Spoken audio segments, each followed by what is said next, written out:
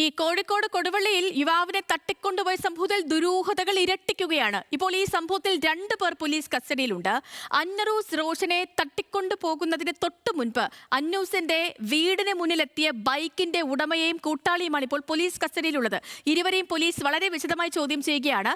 യുവാവിനെ കണ്ടെത്തുന്നതിനായി CCTV ദൃശ്യങ്ങൾ കേന്ദ്രീകരിച്ചും ഒപ്പം തന്നെ ഇയാളുടെ സാമ്പത്തിക ഇടപാടുകൾ കേന്ദ്രീകരിച്ചും അന്വേഷണം ഊർജിതമാക്കിയിരിക്കുകയാണ് പോലീസ്. ഇന്നലെ വൈകിട്ട് 4 മണിയോടെയാണ് കാറിൽ ആയുധങ്ങളുമായി എത്തിയ സംഘം കൊടുവള്ളി സ്വദേശി അന്നൂസ് റോഷനെ വീട്ടിൽ കയറി തട്ടിക്കൊണ്ടുപോയത്. സംഘത്തിൽ ഉൾപ്പെടുന്നതെന്ന് പോലീസ് സംശയിക്കുന്ന 2 പേരെ പോലീസ് കസ്റ്റഡിയിലെടുത്തു. അന്നൂസ് റോഷനെ തട്ടിക്കൊണ്ടുപോകുന്നതിന് തൊട്ടു മുൻപ് അന്നൂസിന്റെ വീട്ടിലെത്തിയ ബൈക്ക് യാത്രികരായ 2 പേരാണ് പോലീസ് കസ്റ്റഡിയിലുള്ളത്. ഇവർക്ക് കേസിൽ ബന്ധമുണ്ടെന്നാണ് പോലീസ് നിഗമനം.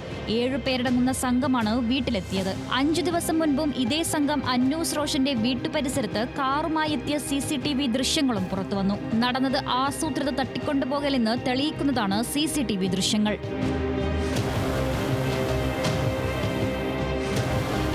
അന്നൂസിന്റെ സഹോദരനുമായുള്ള സാമ്പത്തിക ഇടപാടാണ് തട്ടിക്കൊണ്ടുപോകലിന് പിന്നിലെന്നാണ് സൂചന. ആദ്യം 2 പേർ ബൈക്കിലെത്തി.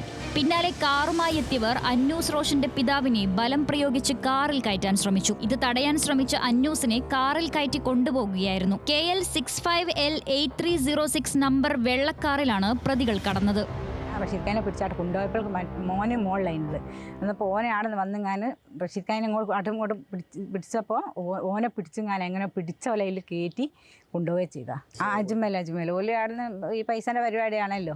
കാറിലെത്തിയ സംഘം പ്രദേശത്ത് കുറച്ചു സമയം ചെലവഴിക്കുന്നതും നാട്ടുകാരനുമായി സംസാരിക്കുന്നതും ദൃശ്യങ്ങളിൽ കാണാം. അന്വേഷണ സംഘം പ്രദേശവാസിയുടെ മൊഴി രേഖപ്പെടുത്തി. പണം ലഭിക്കാനുള്ളവർ മുൻപും വീട്ടിലെത്തി ഭീഷണി മുഴക്കിയിരുന്നു. ഇതുമായി ബന്ധപ്പെട്ട തർക്കം നിലനിൽക്കെയാണ് തട്ടിക്കൊണ്ടുപോകൽ. വിദേശത്തായിരുന്ന അജ്മൽ നാട്ടിലെത്തിയെന്ന് വിവരമുണ്ടെങ്കിലും ഇപ്പോൾ എവിടെയാണെന്ന് അറിയില്ലെന്നും കുടുംബം പറയുന്നു. ന്യൂസ് മലയാളം, കോഴിക്കോട്.